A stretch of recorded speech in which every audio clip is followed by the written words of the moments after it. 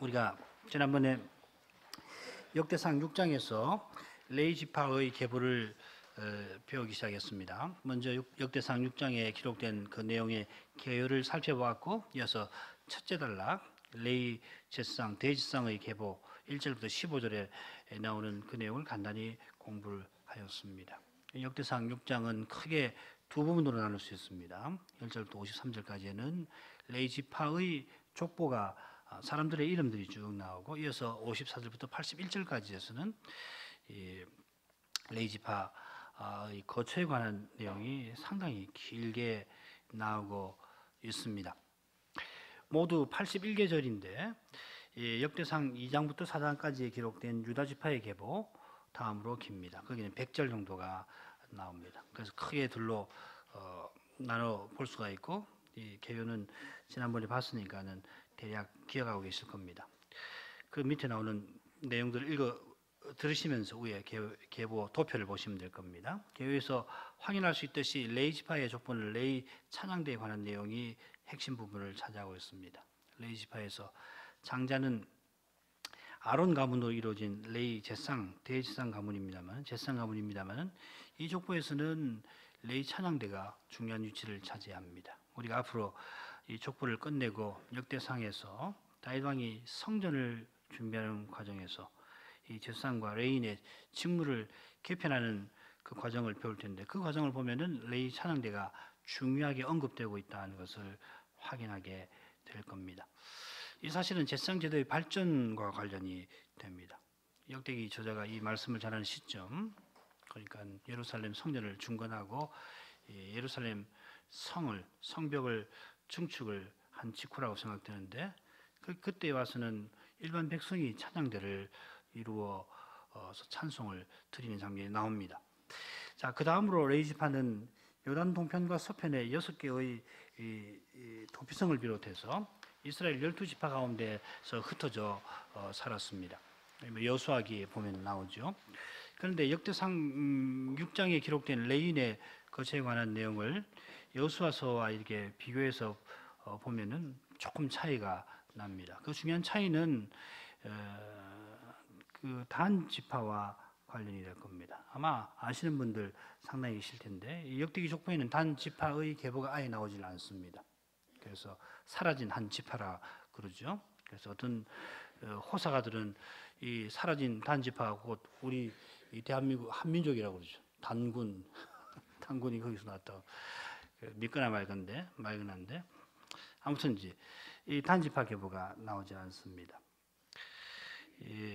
레위 지파 거처에 관한 부분을 살필 때 이 점을 생각해 나가도록 하겠습니다. 자, 이어서 우리가 레위 지파 계보에서 첫 번째 단락, 곧 레위 대제사장 계보를 살펴봤습니다. 우리가 세 부분으로 나눠봤죠. 1, 2절, 그리고 3절부터 10절, 11절부터 15절 이렇게 나눴는데, 그렇게 나누는 중요한 기준은 10절에 이 아사랴는 솔로몬이 예루살렘에 세운 성전에서 제사장의 직분을 행한 자며, 이 말씀이 나옵니다. 그래서 이 솔로몬 성전과 관련해서 이 대제사장의 계보를 지난 시간에는 주로 생각을 했습니다.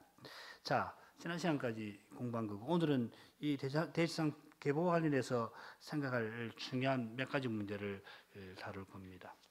그 문제는 사실은 뭐 여러 가지가 있는데, 오늘 핵심적인 문제를 하나를 다루고 그 다음 시간에 두 번째 단락, 세 번째 단락으로 이어져 갈 겁니다. 자, 대제사장 계보와 관련해서 우리가 중요하게 고려할 점들이 있는데, 첫째로 엘라살라부터 여호사닥까지 22대가 전체 대제사장의 계보인가 하는 겁니다. 역대상 6장에 나오는 계보 보면 엘라설, 비누아스, 아비수아, 북기, 우시, 그다음 스라히야, 무라옅, 아마리아, 아히둡, 사독, 아이마스 이렇게 쭉 해서 여호사닥까지 총 22대가 나오죠. 아론이 출애굽한 후에 40년 만에 죽고, 가나안에 들어가기 직전에 죽고, 엘라살이 아론 아버지 아론을 이어서 대제사장이 되었는데, 이 엘라살이 대제사장의 소임을 받은 때로부터 440년이 지나서 솔로몬 성전이 세워집니다. 그래서 모두 480년이 되는 거죠. 열왕기상에 보면 이스라엘 자손이 애굽 땅에서 나온 지 480년이요. 솔로몬이 이스라엘 왕이 된 지 4년 15월 곧 2월에 솔로몬이 여호와를 위하여 전 건축하기를 시작하였더라. 그래서 앞으로 몇 년을 걸쳐서 성전을 짓는데 그 시점이 뭐냐면은 출애굽하고 480년입니다. 그래서 엘라살이 대제사장이 되었던 시점으로 하면은 440년 후가 됩니다. 자, 그리고 이 솔로몬 성전이 세워지던 때로부터 해가지고 예루살렘이 멸망하기까지는 대략 420년인 경우가 됩니다. 뭐 423년이라고 하는 사람도 있고 그런데 이거 뭐 정확히 말하기가 어렵습니다. 대략 420년 정도로 생각을 하죠. 이 카일 델리치 같은 그 대학자는 423년이라고 못 박는데 우선 우리가 이렇게 계산하기 쉽게 그렇게 해보죠. 그러면 아론이 죽고 엘르아살이 대제사장직을 맡은 때로부터 여호사닥까지 모두 860년이 지나가는 셈이 되겠죠. 440년에 그 다음에 420년 다음에 860년 됩니다. 이 횟수를 22대로 나누면 대제사장 계보 22대로 나누면 대제사장의 평균 재위기간이 재위기간입니다. 나이가 아니고 재위기간이 평균 39년이 나옵니다. 약 39.1인가 나올 텐데 왕들의 재위기간의 평균에 비하면 매우 긴 기간입니다. 북이스라엘 같은 경우는 평균 11년이 왕들의 그 재위기간입니다. 그러면 뭐 거의 4배 가까이 되죠. 그다음 남쪽 유다는 17.5년 2배 반 되죠. 그러니까 상당히 길지만 이거 전혀 불가능한 것은 아닐 수 있습니다. 왕들은 뭐 혁명이 일어나가지고서 자꾸 갈리고 그러니까요. 자, 그런데 역대기 계보대로 하자면은 엘르아살로부터 여호사닥까지 대제사장 족보가 단일 계보로 엘르아살의 계보로 쭉 이어지는 것으로 기록이 되어 있습니다. 그렇죠? 그런데 이건 다른 역사서들하고 비교를 해보면은 차이가 납니다. 오늘 우리 생각할 건 바로 이 점입니다. 왜 이렇게 썼을까? 오늘 시편 읽은 것도 바로 그것과 관련이 되는데요. 자, 사무엘기나 열왕기를 보면은 엘리로부터 아비아달은 다윗을 도운 아히멜렉의 아들이죠. 그래서 솔로몬 때 대제사장직을 박탈을 당합니다. 아비멜렉은 뭐 아시죠? 다윗이 사울을 피해서 도피할 때에 이 아히멜렉에게 가서 그 진설병하고 그 골리앗 칼을 얻었지 않습니까? 아비아달은 그 아들입니다. 자, 아비아달까지 이 엘르아살의 형제 이다말 계열에서 대제사장직을 차지한 것을 알 수가 있습니다. 그래서 엘리, 비나스는 뭐 죽었으니까는 빼버리고 아히두, 그 다음에 아히야, 그 다음에 아비아달 뭐 이렇게 기록을 보면은 틀림없이 대제사장 역할을 한 것 같습니다. 사무엘상 14장 3절 같이 한번 읽어볼까요? 아히야는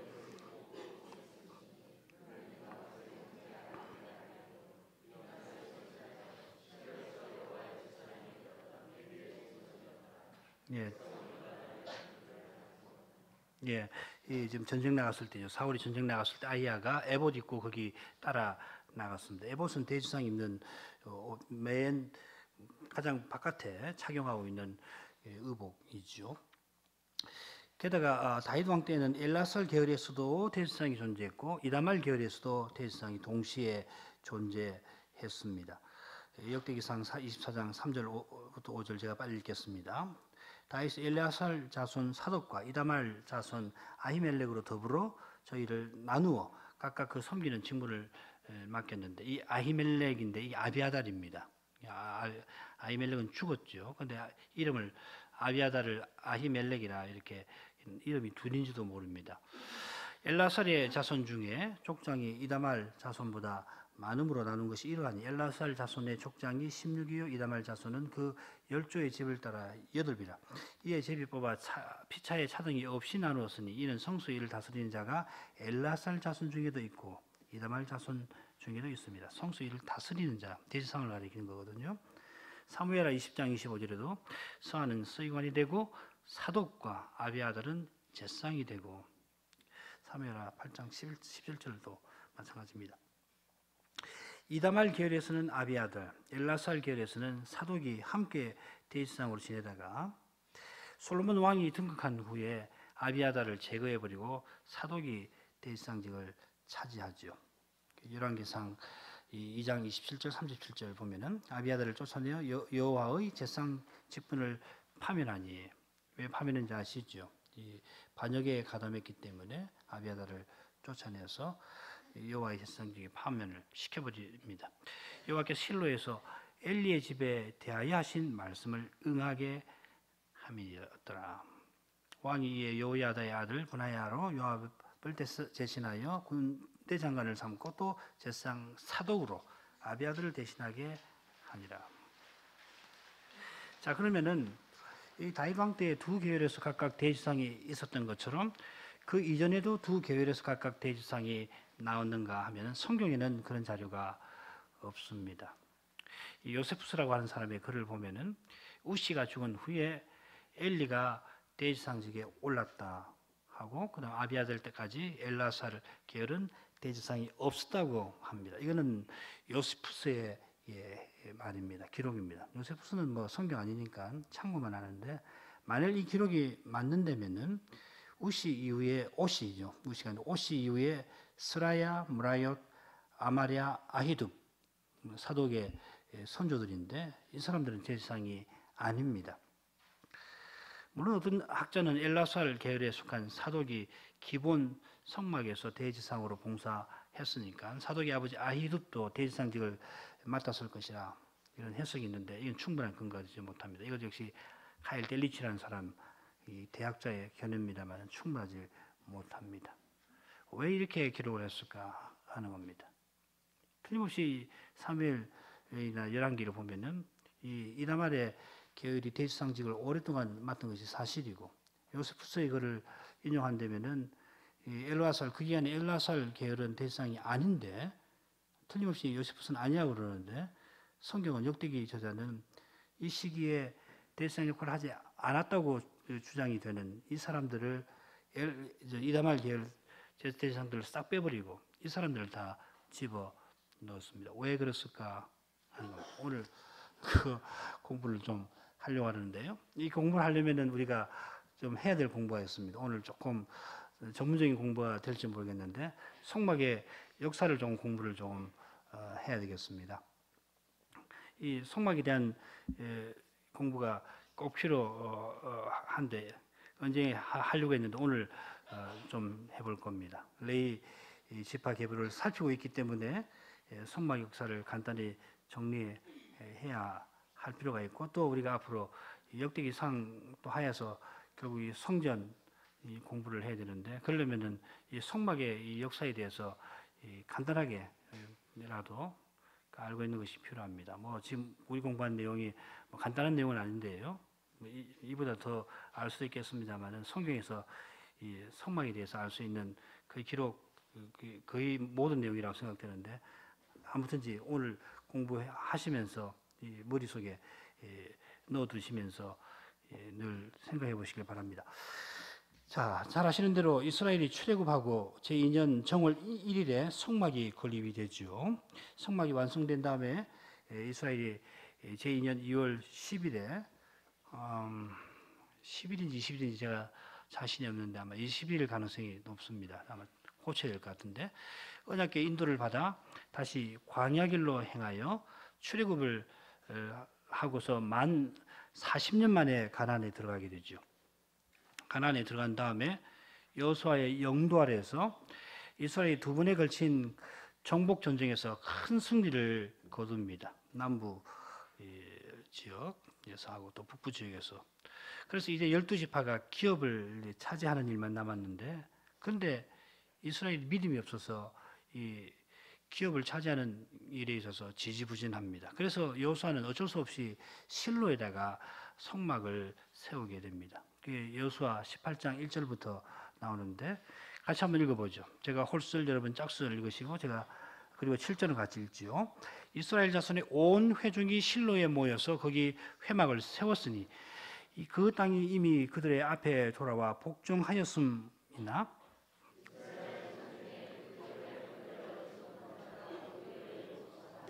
여호수아가 이스라엘 자손에게 이르되 너희가 너희 열조의 하나님 여호와께서 너희에게 주신 땅을 취하러 가기를 어느 때까지 지체하겠느냐.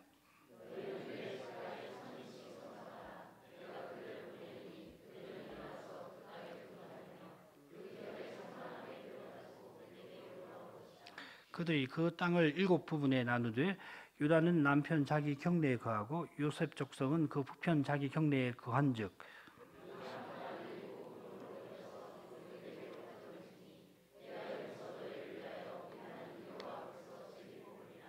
레위 사람은 너희 중에 분깃이 없나니 그의 지상 직분이 그대의 기업이 됨이며 갓과 루벤과 므낫세 반 지파는 요단 저편 받았나니 이는 여호와의 종 모세가 그들에게 준 것이니라. 신명기를 보면은 여호와께서 그 이름을 두시려고 택하신 곳 혹은 여호와께서 택하신 곳 이런 표현이 여러 번 나옵니다. 성전과 관련된 말씀에서 이런 표현들이 전문적으로 사용이 되고 있습니다. 만일에 이 실로가 여호와께서 택하신 그곳이라면은 여호수아 18장 같이 표현을 하지를 않았을 겁니다. 오히려 세워야 할 곳에 왔으니까는 잘 됐다 했겠죠. 우리가 훗날 역사에서 아는 대로 그곳은 모리아산이 있는 예루살렘입니다. 시온산, 나중에는 이제 시온산이라고 통칭을 하게 되는데 정확한 곳은 성전이 세워지는 정확한 위치는 모리아산입니다. 그걸 이제 후대에 가서는 시온산이라고 또 포함해서 이야기를 하게 됩니다. 그러나 산은 다른 산입니다. 자, 그런데 여호수아는 임시로 회막을 실로에 세운 다음에 특별히 유다 지파와 요셉 지파를 제외한 7지파가 기업 얻을 땅을 제비 뽑도록 하고 여호와께서 주신 땅을 취하러 가라고 촉구를 합니다. 사사기 1장을 보면은 과연 12지파가 땅 취하러 가는 장면이 나오죠. 땅을 취하러 가도록 먼저 제비 뽑도록 지도가 그려오라고 그럽니다. 그런데 유다 지파가 대체로 사사기 1장을 보면은 유다 지파가 대체로 제비 뽑은 땅을 대체로 차지를 했고 그 다음으로 이제 에브라임 지파가 비교적 기업의 땅을 차지를 했을 뿐이고 나머지 지파들은 사정이 좋지 않습니다. 좀 차지한 지파도 있고 어떤 지파는 아예 그냥 쫓겨서 산으로 굴로 후퇴하는 그런 지파들도 많습니다. 중요한 사건은 뭐냐면은 1장에서 제일 중요한 사건은 유다 지파라도 예루살렘을 빼앗았다가 나중에 여부수 족속에게 예루살렘을 다시 빼앗긴 일입니다. 이 다윗 왕이 예루살렘을 정복하기 전까지는 여부수 족속이 거기 거주하게 되죠. 역대상 11장 4절에 다윗이 온 이스라엘과 더불어 예루살렘 곧 여부수에 이르러 여부수 토인이 거기 가했더라. 빼앗게 되죠. 여호와께서 예루살렘에 하나님의 이름을 두기를 원하셨습니다만은 그러나 이 다윗 왕 때까지는 그게 불가능했습니다. 그래서 실로에 성막이 오랫동안 있었는데 잘 아시는 대로 엘리 대지상 시절에 엘리의 두 아들 홈리와 비느하스가 언약궤를 가지고 블레셋 전쟁에 나갔다가 대패를 하고 언약궤도 빼앗깁니다. 사무엘상에는 언약궤가 빼앗겼다가 여호와 하나님의 능력으로 블레셋이 언약궤를 이스라엘에 돌려보내죠. 그래서 마침내 기럇 예아림의 그 아비나답의 집에 이 언약궤가 안치되는 사실이 기록이 되어 있습니다. 그런데 시편을 보면은 이 언약궤를 실로에서 언약궤를 빼앗겼을 때에 그때 어떤 일이 있었는가를 이 시편 78편이 상세히 기록합니다.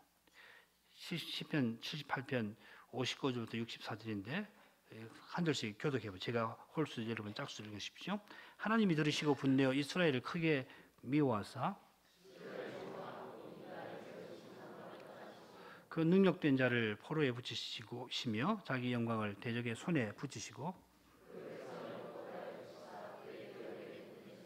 저희 청년은 불에 살라지고 저희 처녀에게는 혼인 노래가 없으며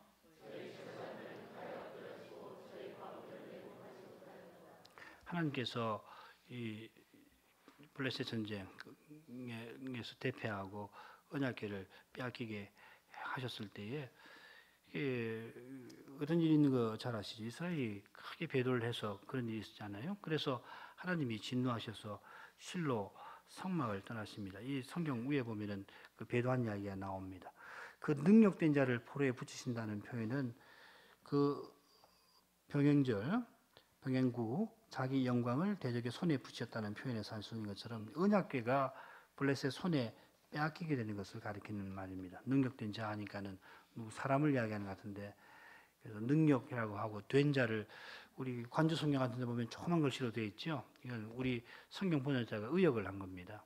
그 능력을 포로에 붙이시며, 이 능력이라는 거 언약궤를 능력이라고 표현하는 데가 들어 있습니다. 시편 132편 8편 같은 데 보면 그의 권능의 궤라는 말이 나옵니다. 아무튼 이 언약궤 빼앗긴 걸 가리킵니다. 자, 그런 다음에 백성을 비롯해서 제사장들이 죽임을 당하게 됩니다. 얼마나 참혹한 일이 벌어졌는지 시편은 생생하게 그리고 있습니다. 블레셋이 언약궤를 빼앗긴 후에 언약 백성들을 치고 실로의 장막도 파괴한 것입니다. 하나님께서 그렇게 하도록 내버려 두신 것이죠. 자, 그런 다음에 이제 성막은 어디로 가냐면 노브로 옮깁니다. 어떻게 알게 됐냐면은 사울의 폭정 때문에 노브에 성막이 있다는 것을 알게 되죠. 이것도 같이 한번 읽어볼까요? 제가 짝수절, 여러분 홀수절 읽으시면 되겠습니다. 왕이 도액에게 이르되 너는 돌이켜 제사장들을 죽이라 하며 에돔 사람 도액이 돌이켜 제사장들을 쳐서 그날에 세마포 에봇 입은 자 85인을 죽였고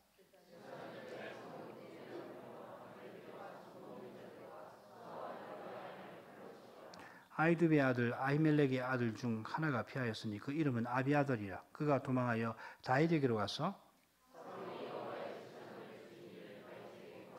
다윗이 아비아들에게 이르되 그날에 에돔 사람 도액이 거기 있기로 그가 반드시 사울에게 구할 줄 내가 알았노라. 내 아비 집에 모든 사람 죽은 것이 나의 연고로다.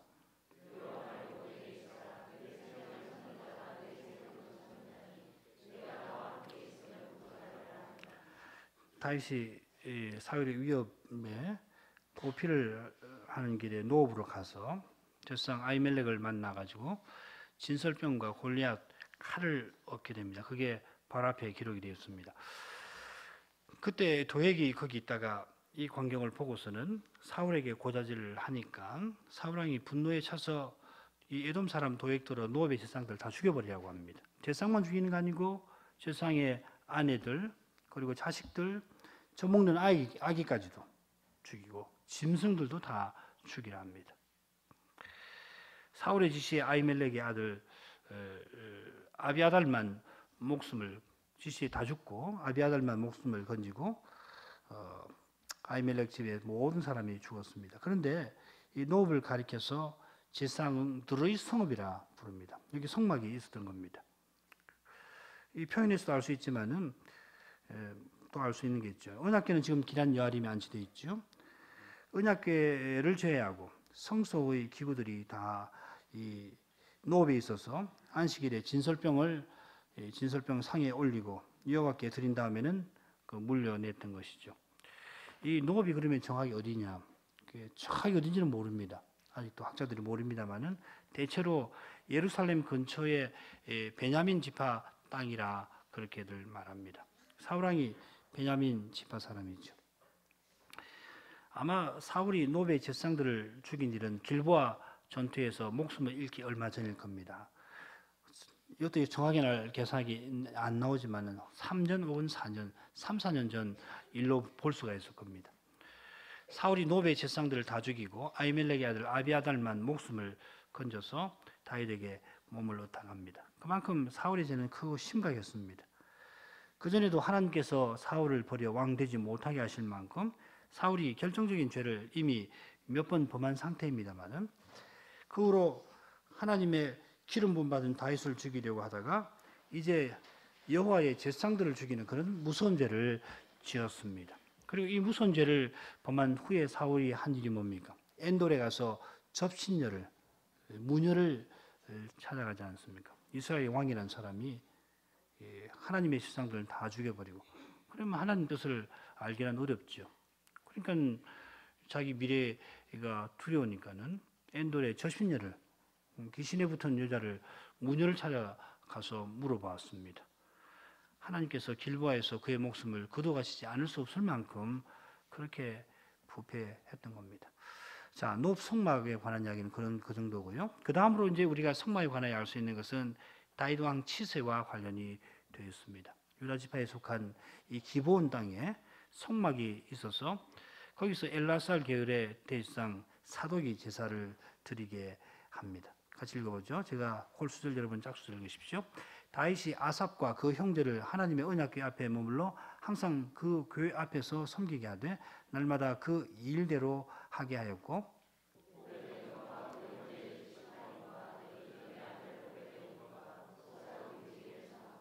제사장 사독과 그 형제 제사장들로 기본 산당에서 여호와의 성막 앞에 모시게 하여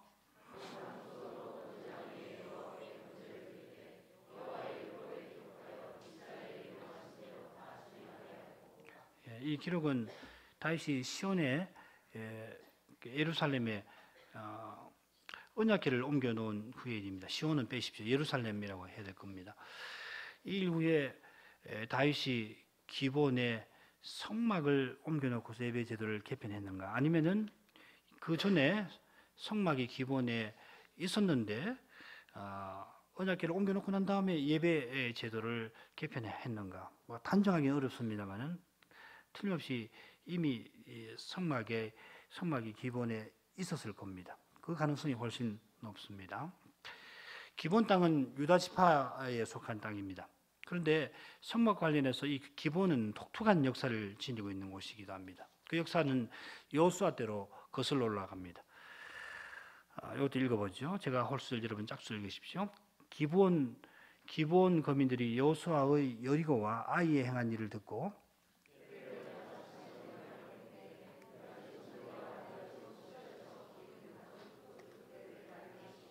그 발에는 낡아 기운 신을 신고 낡은 옷을 입고 다 마르고 곰팡이 난 떡을 예비하고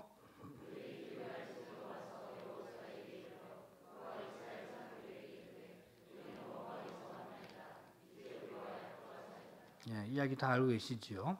그 다음에 어떤 이야기가 이루어진지 아마 기억을 하시려고 믿습니다.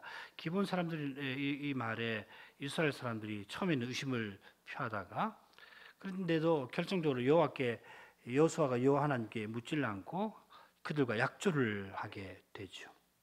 그래서 언약을 맺고 난 다음에 3일 후에 이스라엘은 자기네가 이 기브온 족속에게 속았다는 것을 깨닫게 됩니다. 그 다음 이제 이 여호수아가 이스라엘을 속인 기브온 사람들에게 다음과 같이 처분을 합니다.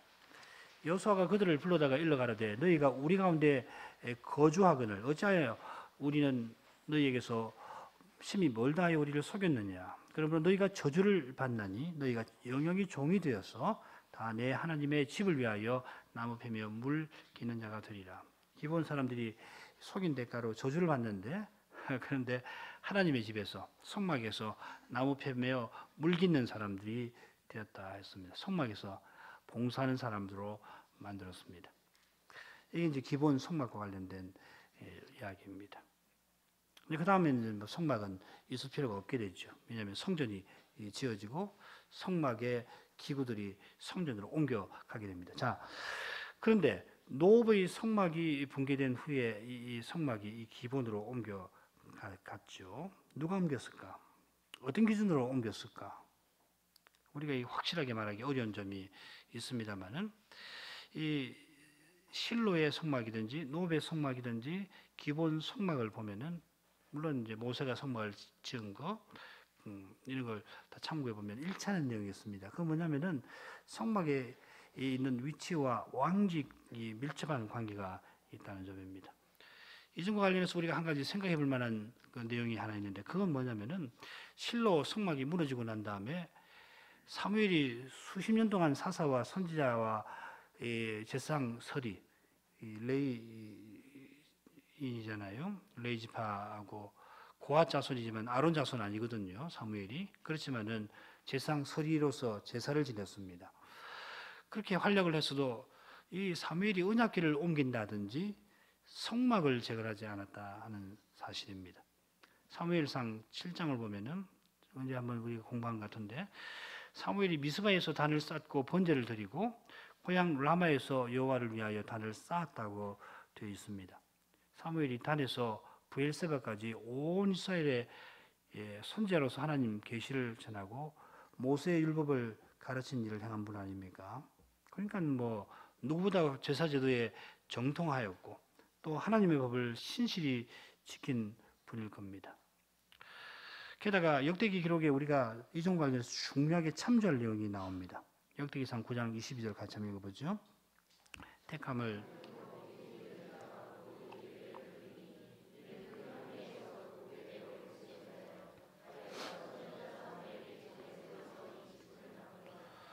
우리가 족보 이 마지막 부분에서 이 부분을 이제 배울 겁니다.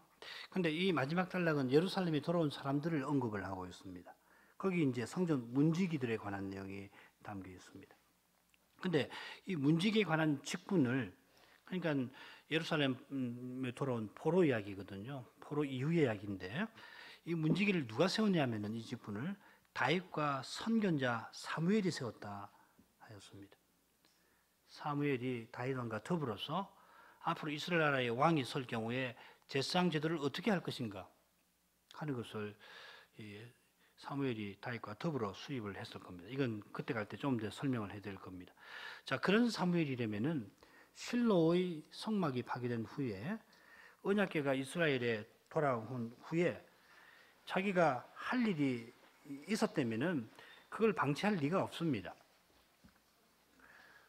언약궤를 성막에 되돌려 놓는다든지 혹은 성막을 재건한다든지 그 다음에 재건한 다음에 언약궤를 원래 있던 성막에다가 지성소에다가 옮겨 놓는다든지 그걸 자기가 해야 할 일로 했다면은 사무엘이 방치해둘 리가 없다는 거죠.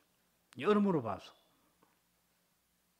그러면 우리가 내릴 수 있는 결론은 뭐냐면은 사무엘이 성막을 세우는 것이나 언약궤 옮기는 것을 자신의 일이 아니라고 판단을 했다는 것이죠.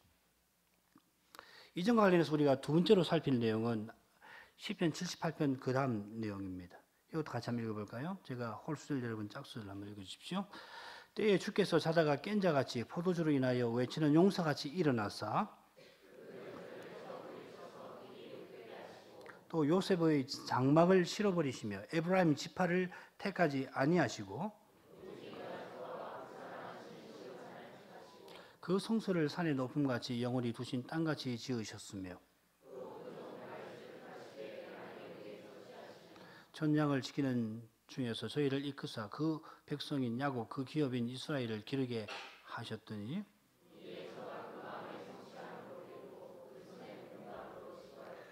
실로 성막이 블레셋 사람들의 손에 파괴되었을 때에 여호와 하나님께서 용사같이 일어나셔서 자기 대적들을 물리치셨고 또한 요셉의 장막을 실어버리고 에브라임 지파를 택하지 아니하셨습니다. 대신에 유다 지파를 택하고 시온산을 택해서 거기 성소를 지으셨다 하였습니다.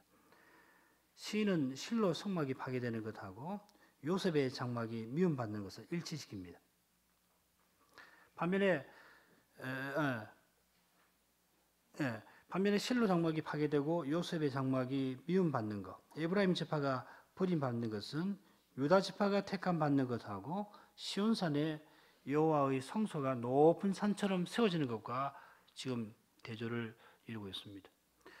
이전과 관련해서 우리가 참조해야 할 점은 실로가 에브라임 지파 땅에 있었고 에브라임 지파 땅에 성막이 서 있다가 파괴되었던 사실입니다.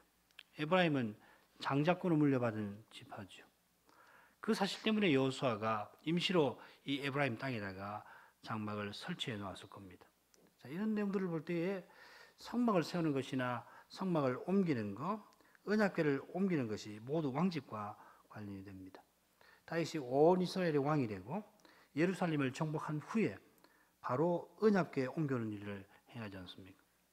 역대상 11장, 12장에 보면 다윗이 온 이스라엘의 왕이 되고 예루살렘을 정복하는 이야기가 11장, 12장에 나옵니다.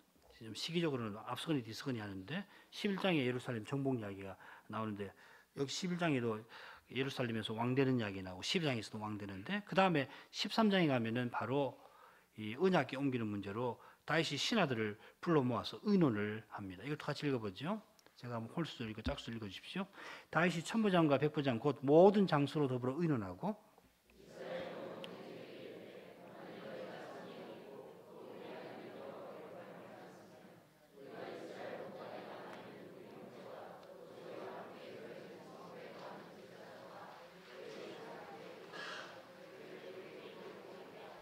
우리가 우리 하나님의 궤를 옮겨오자 사울 때에는 우리가 궤 앞에서 묻지 아니하였느니라 하며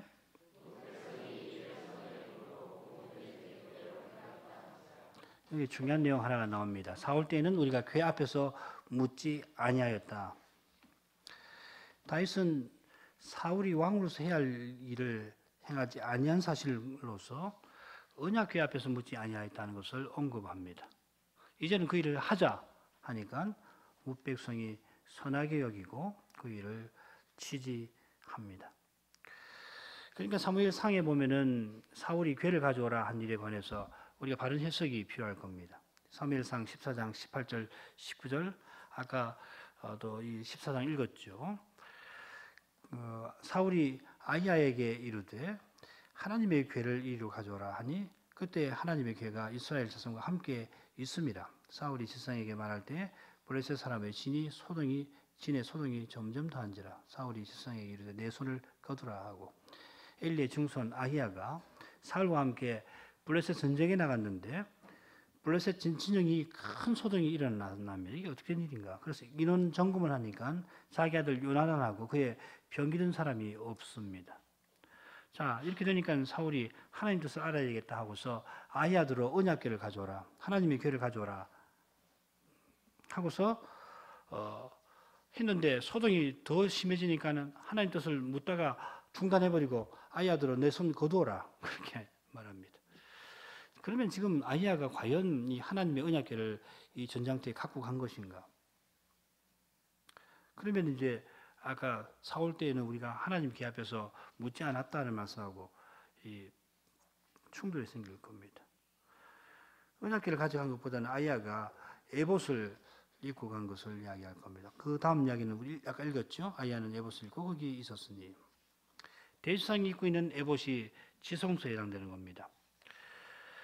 에봇에 12지파의 이름이 적힌 12부석이 있고 그 안에 우림과 둠밈이 있어서 그것으로서 하나님의 뜻을 알 수 있었습니다. 지금 사울이 전쟁에 나갔을 때 언약궤는 기럇 여아림에 그대로 안치되어 있었을 겁니다. 이렇게 보는 게 좋을 거예요.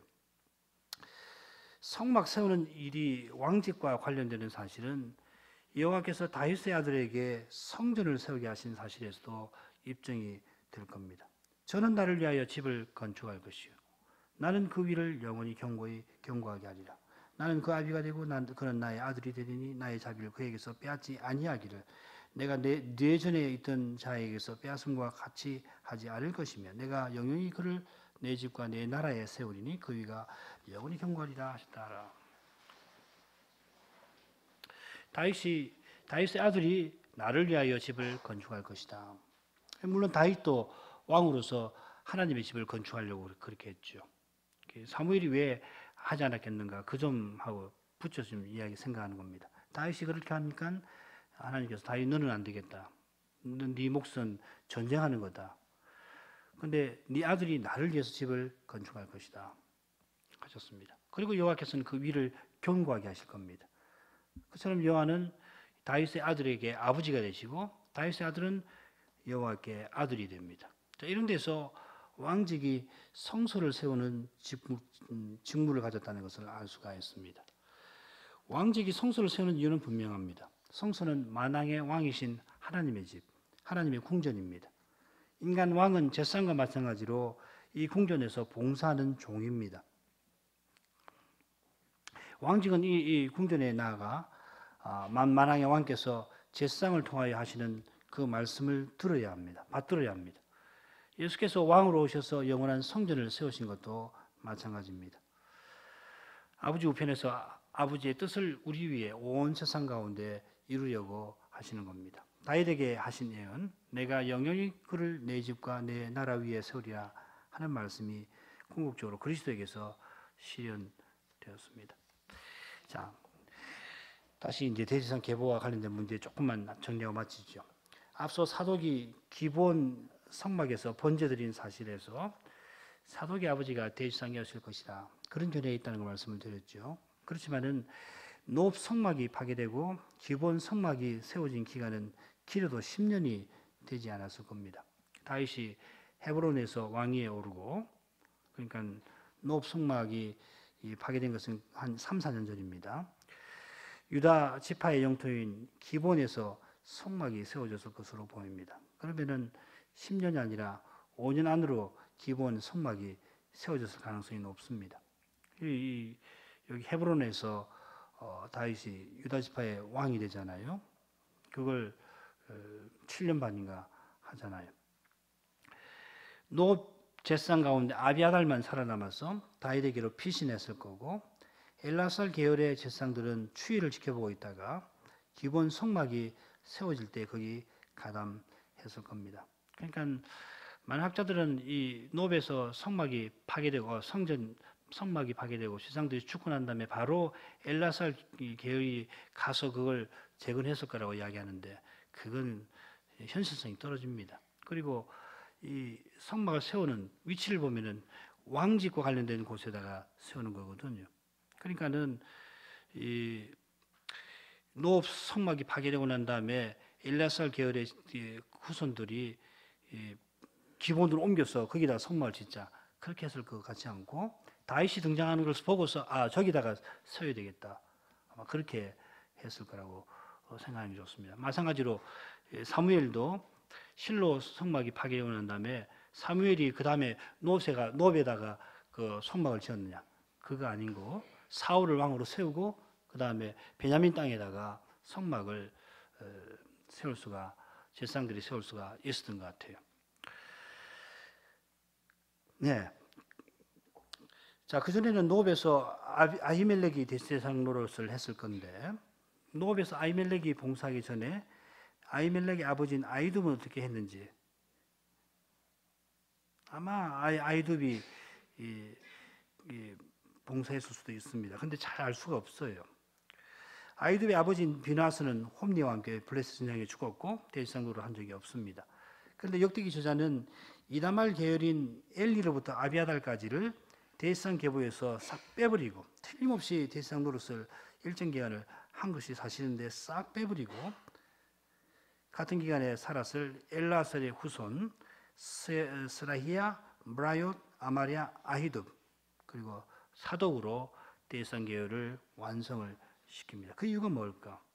앞서 살핀 엘리집에 내리신 저주, 솔로몬의 등극을 반대하는 아도니아 반역에 아비아달이 가담한 사실, 그 다음에 시편 78편에서 배운 것처럼 에브라임을 버리시고 다윗을 택하신 거, 이것하고 관계가 될 겁니다. 자, 이게 중요한 문제. 그 다음 문제는 그렇게 중요한 문제는 아닌데요. 조금 간단하게 언급하고 마치죠. 다음으로 우리가 대제사장 계보와 관련해서 살펴야 할 문제는, 아론이 죽은 후에 곧 가나안에 들어갔던 시점으로부터 엘리가 대제사장 되기까지 약 300년 정도가 되는데, 그 기간에 대제사장으로 엘라살, 비누아스, 아비수와 붓기, 옷이 이 5명만 언급이 되어 있습니다. 자, 이걸 평균하면은 평균 재위가 60년이 되는 겁니다. 그렇죠? 가령 아론이 죽어서 엘라살이 대제사장 되었을 때 엘라살의 나이는 적어도 70세 가까이 되었을 겁니다. 이 성경 기록을 조사해 보면은. 그처럼 비나스는 가나안 들어가기 직전에 이미 성년의 나이에 이르렀을 텐데, 그때 이스라엘 사람들이 거짓 선지자 발람의 꾀에 넘어가서 우상 숭배하며 간음하자 비나스가 하나님을 향한 열심으로 우상 숭배한 남녀를 창으로 찔러서 죽인 일이 있죠. 우리 옛날에 성경 공부할 때 배운 거니까 다 기억을 하실 겁니다. 민수기 25장. 만일에 그때 비나스가 창으로 이 사람을 죽일 정도니까 최소 그때 한 20살 됐다고 해보십시다. 저는 이거보다 훨씬 더 됐을 거라고 생각되는데 20세라고 해보십시다. 20대 이전은 아닌 것 같아요. 제사장 노릇을 했으니까 적어도 25세, 30세인데 20세라고 한번 해보죠. 그러면은 그때 아직 아론이 대제사장으로 있을 때죠. 그러다 그 세상을 떠나죠. 2일 후에 얼마 있다가 아론은 떠나죠.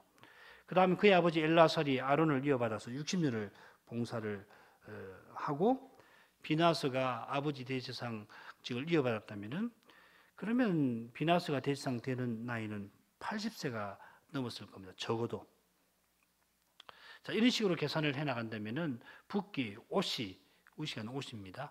오시가 대제사장에 올라 대제사장직에 올라서 봉사하는 나이는 더욱 납득하기 어려울 만큼 많아질 겁니다. 뭐 불가능은 아니지만은 굉장히 나이가 많아질 겁니다. 아들이 태어나기 전에 대지상이 되지 않는 한 그의 아들이 대지상 되는 나이는 아버지가 대지상을 지낸 기간 평균 60년이죠. 그때 태어나서 기간에 태어나서 아버지가 대지상 될 때까지 나이를 합한 나이가 되어야 하기 때문입니다. 그런데 엘라살이나 비나스가 대지상 된 나이가 78세인데 만일 아비수아가 비나스의 아들이라면은 틀림없이 대지상 되었을 때 그 나이가 적어도 비나스가 대지상 되었을 때 나이만큼은 될 겁니다. 이거 전혀 불가능한 이야기는 아니지만은 아무래도 300년 동안 5명의 대지상이 제위에 있었다고 보기는 어려운 면이 있습니다. 자, 이 사실은 엘리로부터 아비아달까지 스라히아로부터 사도까지가 140년 정도로 계산되는데 이 기간에도 5명의 대지상이 있었다는 것만 보아도 납득하기 어렵습니다. 140년 동안 여기도 5명입니다. 마찬가지로 다윗 시대에 활약했던 사독으로부터 솔로몬이 성전에서 봉사한 아사랴까지 모두 5명이 언급이 되었습니다. 그 기간은 훨씬 짧겠죠. 또한 우리가 다른 역사서에서 보는 유명한 대지상들의 이름이 빠져 있습니다. 대표적인 인물이 악한 여왕 아달랴를 축출하고 어린 요아스를 왕위에 옹립했던 여호야다 대지상입니다. 여호야다가 이름이 없어요. 유다 왕국의 역사에서 생략할 수가 없는 그런 인물인데 여호야다 이름이 나오지 않습니다. 여호야다가 다른 이름을 가질 수가 있고 다른 이름이 역대기상 6장에 등재가 되어 있을 수는 있지만은 아무래도 생략이 된 것 같습니다. 이 외에도 대지상 이름과 관련해서 이야기할 것이 2-3가지가 더 있는데 그건 너무 전문적이니까 그렇게만 알고 계십시오. 그 외에도 대지상 계보 관련해서 더 살필 문제가 있는데 이런 정도로 마치겠습니다.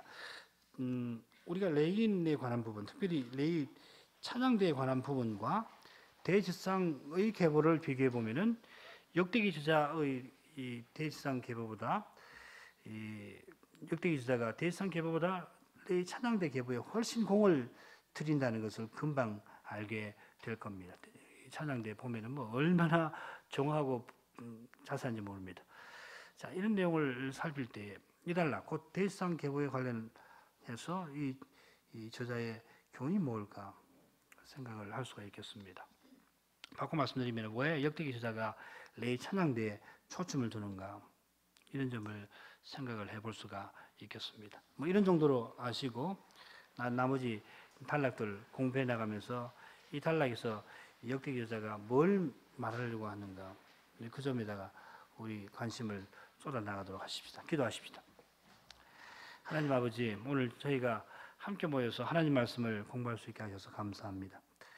하나님 말씀의 그 깊은 교훈을 깨닫기 위해서 우리가 얼마나 마음을 기울여서 하나님 말씀을 깊이 살펴야 할지 다시금 깨닫사옵나이다. 저희에게 선한 열심을 주셔서 하나님 말씀을 더욱 가까이 하게 하시고 그래서 하나님 말씀을 더욱 친숙히 알게 해주시며 그 말씀이 저희 마음에 무엇보다 늘 있어서 성신님이 그 말씀과 더불어 역사해 주셔서 저희가 거룩한 빛을 늘 발견하며 살게 하여 주옵소서. 예수 그리스도 이름으로 기도합나이다. 아멘.